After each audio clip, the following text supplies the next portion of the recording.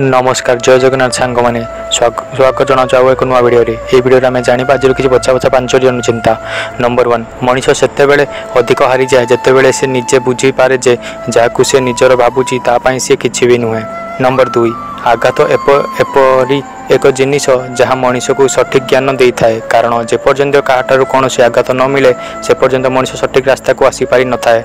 Number 3 मन रखु जेपरी औषधि चिन्हबार भूल हो गले जीवन चली जाए ठीक सेमती मनीष चिन्हबार भूल हो गले पूरा जीवन नष्ट हो जाए।